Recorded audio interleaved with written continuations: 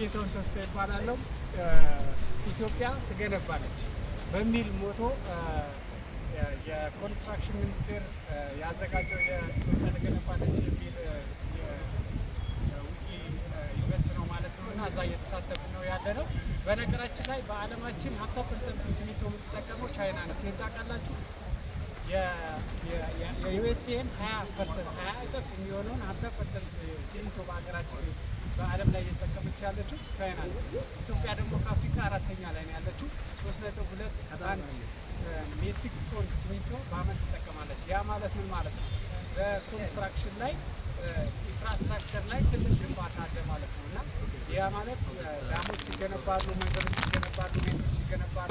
ኢንፍራስትራክቸር በጣም ወሳኝ ነው እና First time I arrived to the opening, even 5 big construction haven't always late. Wow, mashallah, very nice.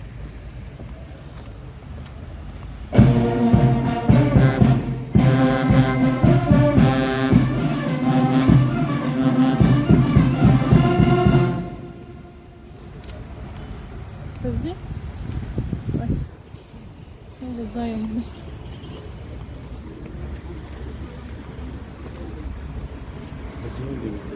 ከዛ መስሎኝ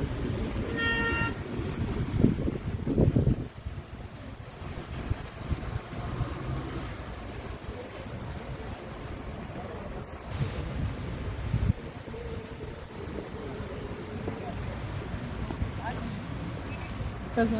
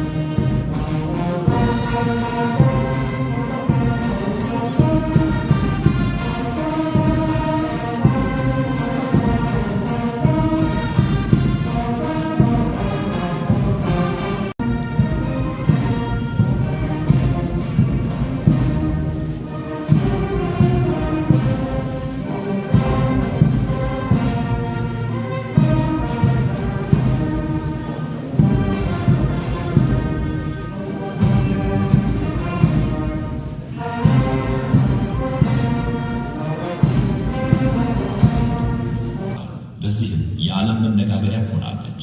ስራው ወደ ሌሎች ክልሎችም ተስፋፍቶ በየአቅጣጫው ተአምር እየታየበት ነው። በከተሞች በስኬት የታጀበው የኮሪደር ልማትም ወደ አርሶ አደሩና አርብቶ አደሩ ቀይ ዘልቋል።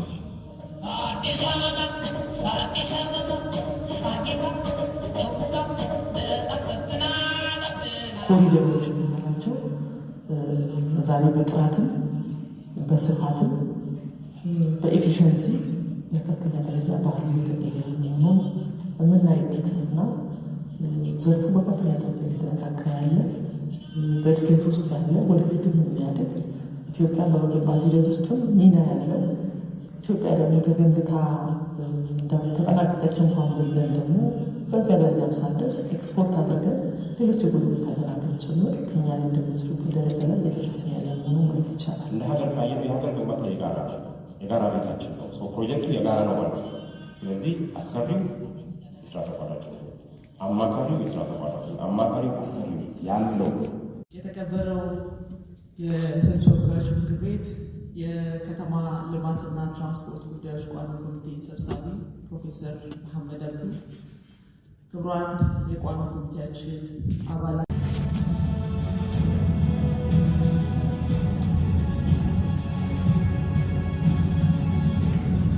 ጳጉሜ 4 ቀን 2017 ዓ.ም ከጉባ ሰማይ ስር የተበሰረ የግድቡ መጠናቀቅ ለአንድ ዓላማ በጽናት የመቆምና የመተባበር ማሳያ እንዲሁም በራስ አቅም ትላልቅ ፕሮጀክቶችን ማከናወን እንደሚቻል ለዓለም የተመሰከረበት የመላው ጥቁር ሕዝቦች የድል ቀን ነው።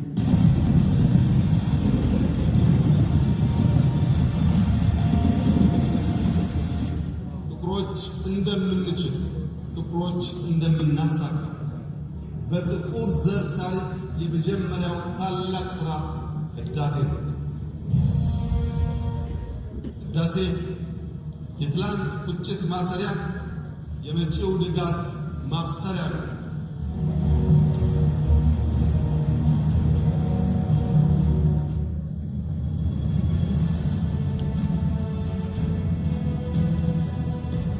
በኢትዮጵያውያን የላብና የደም ጠብታ የተገነባው ታላቁ የኢትዮጵያ ህዳሴ ግድብ ኢትዮጵያውያን ያለማንም የገንዘብ ድጋፍ በራስ አቅም የአይቻልምን ልምድ በአንድነት የናኑበት ለትውልድ የሚተላለፍ ደማቅ ታሪክ ነው።